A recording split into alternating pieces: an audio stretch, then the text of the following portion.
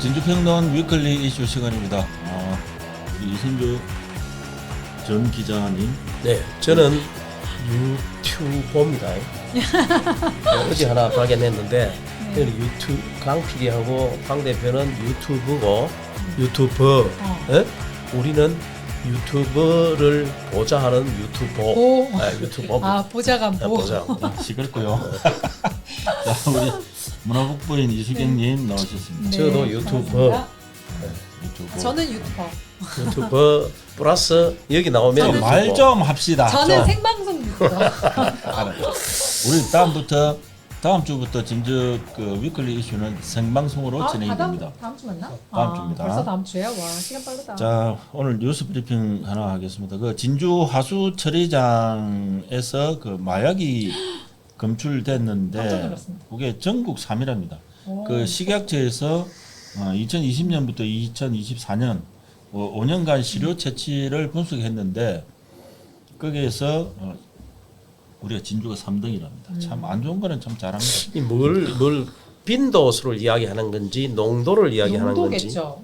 농도인가? 시민 농도인 것 같아요. 하수 대비 뭐 이런 농도, 네. 검출 농도, 그렇지. 빈도는 아닐 거 그죠? 빈도는 검출 아니죠. 검출 농도를 이야기하는 건가? 빈도. 그 액수 그 정도 빈도는 아니 몇 번 정도 뭐 빈도일 수도 있고 한데 시료를 채취했다 5년간 농도가 많다 그죠? 이게 시료를 채취하고 분석을 하면은 그 어느 정도 용량이 나오잖아요. 그러면 용량의 전체 대비 순위가 얼마? 나오는 건데 인천 남항이 1등, 인천 과자가 2등, 그 다음이 진주가 3등입니다. 이야, 이 마약이 심각한 근데 거예요. 이제 그게 약간 매칭이 되는 게 보도에도 그렇게 나오던데 진주가 베트남 노래방 그게 전국에서 제일 많다면서요. 하대동에 진주가 제일 베트남 많대요. 노래방이 아니고 라이브 노래방이 전국 아니야 베트남 노래방. 아니, 베트남 이름이 베트남 이름이 노래방 그게 베트남. 아니고 네. 전국 그 중소도시 내지 전체 네. 도시를 봐도 진주처럼 라이브 카페 있죠. 네. 노래방이 많은 데가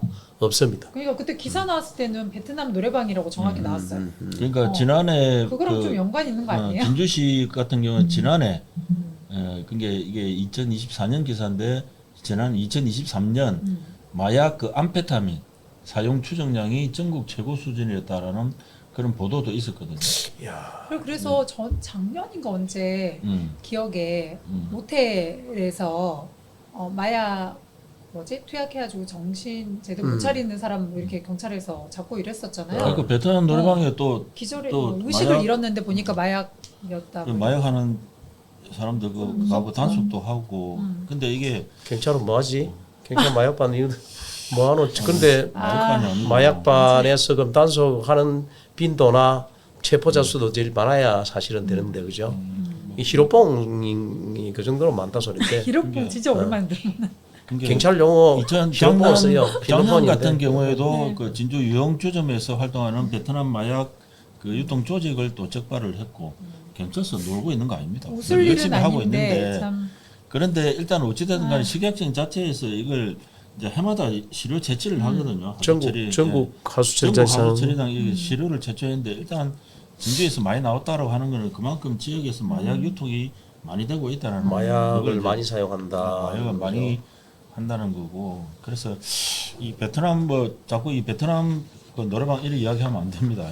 꼭 아니 그래서 그렇다는 게 아니라 그게 많다고 하는데 전국에서 가장 많다고 하는데 그거하고 뭔가 개연성이 있지 않냐? 왜냐면 그치. 보도에 그렇게 그러니까 좀 나왔어요. 개연성은 뭐 충분하죠. 베트남 이게 노래방이라고 나오잖아요. 왜냐하면 외국인 그런- 노동자 관련해서 이야기가 이게 나왔길래 언론 하는 거예요. 보도상으로 보면 이제 그쪽 방금 말씀하신 제 이야기가 그런 아니고. 쪽으로 얘기 많고 일단은 뭐 심각하구나. 엑스터시 그다음 뭐 케타민 뭐 이런 마약들도 이제 압수가 되고 하다 보니까 이게 진주가 왜 이렇게 많은지 이런 이제 뭐 분석도 좀 하고 경찰에서 좀 단속도 좀 이렇게 자주 하고 이래가지고 좀 건지를 할 수 있도록 그렇게 해야 되지 않나 싶은 생각이 듭니다. 일단 진주가 하수처리장 마약 검출 전국 3위라는 거는 이거 불명예. 어쨌든 저는 깜짝 놀랐어요, 진짜. 네.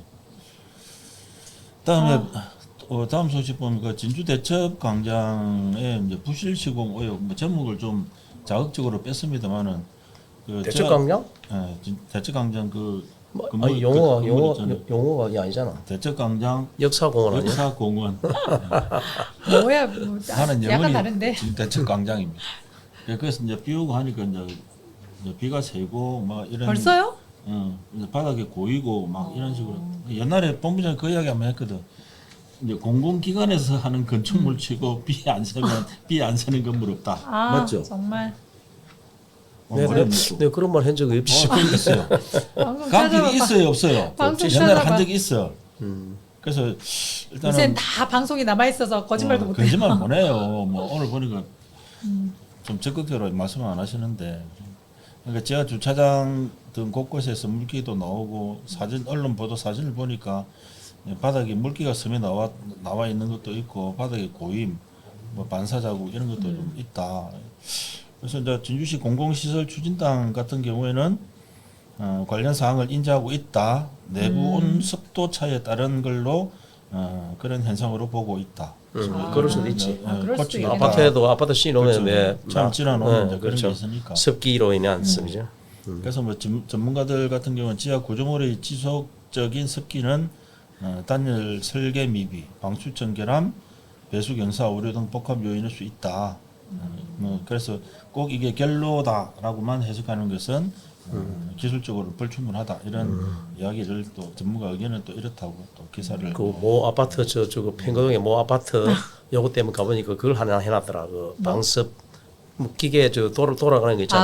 아, 제습기? 제습기 그게 계속 저기도 있어요. 그 진주 문화제작소 그 대한동사무소 자리에 한 거. 거기도 가면 항상 지하에 항상 제습기 돌아가대. 계속 돌아가고 있어.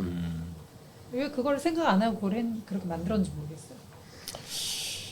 다음 소식은 그 우리 진주 맹공이. 역사공원 부지 거기 역사공원 부지 거기 맹공이. 철도공원 이름을 내가 부탁 생각 못 하겠네. 1호고는 1호. 철도문화공원 철도문화공원 거기 보면은 그 맹공이 생태공원이라고 그 편말이 딱 하나 붙어 있습니다 옆에.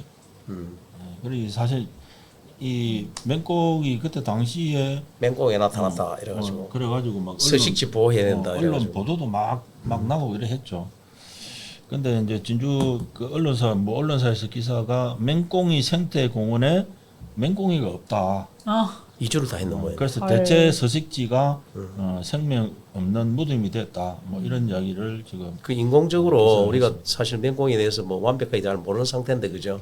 대체 서식지라고 만들어 놨잖아요. 그게 옛날 역 주변에 하면서 그러면 이제 맹공이가 자기가 살던 곳하고 사람들이 만든 공간하고 그게 다를 수가 있지. 이주했을 가능성도 높다는 거죠 스스로. 그래서 진주시는 뭐 해마다 모니터링을 실시하고 있고 맹꽁이 개체 수도 증가하고 있다라고 이제 그 반발하네. 보도에 대해서 반박을 했네. 반박을 했고요. 맹꽁이 옛날에 참 흔했는데 이게 뭐 그러니까 이게 무슨 보호종이 돼가지고 밭에 그 가면 그냥 다 보이게 맹꽁이. 되게 옛날에 그 뭡니까 저 담벼락 밑에 또 있는데 라떼. 논두렁 밑에 있는 데 가면 꽉 있었는데 근데 그것도 우는 소리 있잖아요. 맹꽁 우는 소리. 그것도 많이 들었는데 일단 안 들리는 그건 사실인 것 같아. 개체수가 뭐 적어졌을 수도 있고 여러 가지로 어딘가나 숨어 있을 거예요. 뭐 숨어 있기는 한데 그 옛날에 사실 뭐 맹꽁이 얼음 때문에 밤잠도 못 자고 막 그랬잖아요. 옛날에는. 근데 일단은 생태 전문가들의 멘트를 보면 경남 일대 맹꽁이 서식 밀도가 가장 높은 것이 바로 이곳이다. 그래서 이 마지막 서식지일 수도 있다. 그래서 조금 관리를 좀 잘했으면 좋겠다. 그런 사람들이 많이 다니고 지금 요 공원 조성지에 가보면 사람 그죠? 많죠. 사람이 많은데 맹공에 나올 리가 없지. 이게 몸을 숨길 수밖에 없는 거지. 그 뭐 사람 지나들고 하는데 지가 나와갖고 뭐 오래 살 수도 없는 거고. 그래서 그게 안에 그런 공간 안에 맹꽁이 생태 공원이 있으면 굉장히 이제 그 공간만큼은 좀 어떤 보존을 할 수 있는 시설이라든지 그런 환경을 좀 만들어 주는 것도 중요하다 싶은 생각이 듭니다. 그 다음에는 모실라 했는데 바쁘신 관계로 그냥 기사만 좀 한번 알려드리겠습니다. 그 노후 새마을 창고 철거 지원 조례안이 전국 최초로 발의가 됐습니다. 그 경남도 정재욱 의원이 발의를 한 내용인데요. 이 부분은 이게 이제 조례가 만들어지기까지 좀 시간이 조금 걸렸습니다. 사실 우리 농촌 지역에 가면 이제 새마을 창고 많지 않습니까? 네. 예, 그런 이제 새마을 창고들이 방치가 되다 보니까 정재욱 도의원이 이제 이걸 조금 활용을 해가지고 뭐 농촌 재생으로까지 좀 이어질 수 있도록 해보자 하는 그런 내용인 것 같습니다. 농촌 빈집 철거 뭐 관련 조례 내지 이런 게 더 중요하지 싶은데 빈집 관련 너무 있을 아니 건데. 너무 뭐 진짜로 하긴 재산권 문제가 자식들 간의 재산권 문제가 아직 해결이 안 되니까 뭐 그대로 그래서 일본은 그런 게 있대요. 그 빈집을 오래 비워놓으면 세금을 엄청나게, 그러니까 벌금. 이걸 안 팔면 세금을 엄청나게 그러니까 물린대요. 그래서 엄청 싸게, 그러니까 뭐 예를 들면 우리처럼 뭐 우리 돈으로 하면 뭐 10만 원 이렇게도 나오고, 왜냐면 내놨는데 안 팔리니까. 안 팔리면 가격을 계속 다운시킬 거잖아요. 계속 다운시켜서라도 자기가 내는 돈을 없애야 되니까. 그렇게 해서 집값이 엄청, 시골에 엄청 집값이 낮아지고.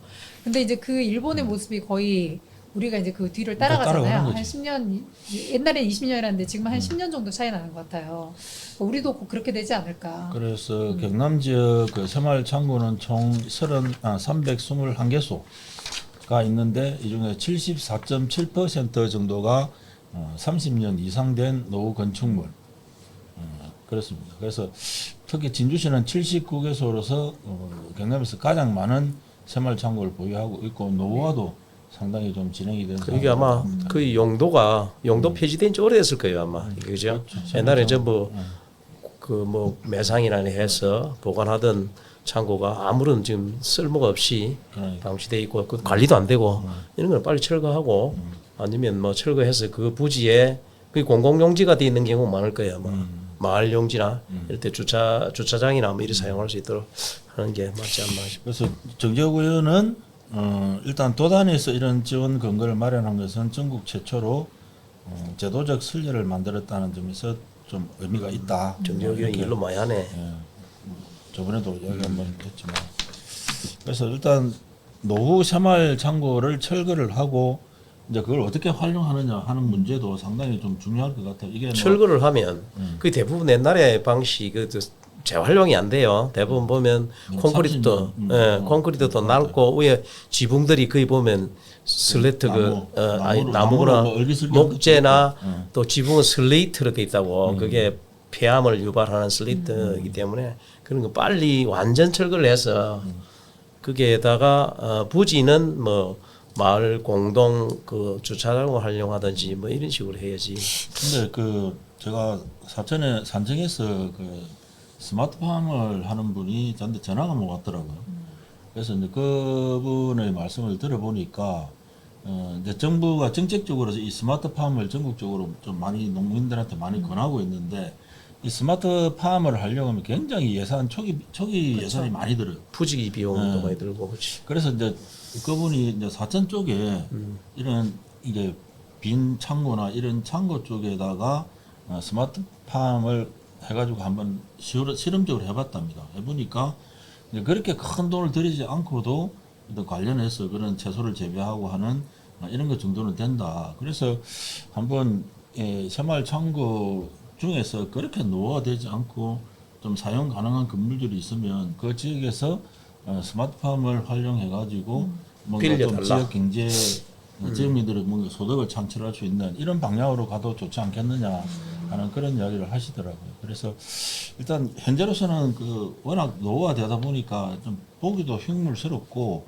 일단은 뭐 사용을 할 수 있는 그런 게 안 되다 보니까 이제 계속적으로 이게 활용 방안이 아니라 이제는 철거를 하고 그 공간을 어떻게 새로 만드느냐 하는 부분들로 좀 이야기들이 좀 진행이 되는 것 같습니다. 그래서 일단은 정재욱 의원이 또 조례 제정을 했나요 완전히? 발의를 했고요. 발의했고 제정이 아직 안 됐네 그죠? 7월달 본회의 상정을 할 거죠. 상정을 하면 이 통과되면은 뭐 어떻게 되느냐. 경상남도부터 시작하겠네. 할 수 있겠네 뭐 일단 이렇게. 뭐 진주는 거의 80개소 가까이 되니까 뭐 지역별로 뭐 제정이 되면 좋겠습니다. 사실 이제 농촌 경제 그동안 그런 이야기 많이 해왔지 않습니까? 그래서 뭐 일부분이라도 뭔가 좀 도움이 될 수 있는 방향으로 진주시도 단순히 이제 도조례 하면 또 시군조례도 만들어질지는 모르겠습니다만은 그냥 단순히 그냥 조례만 이어가지고 철거하고 뭐 이런 정도에 그칠 것이 아니고 아니 조례가 제정되면 제정이 돼서 발효가 되면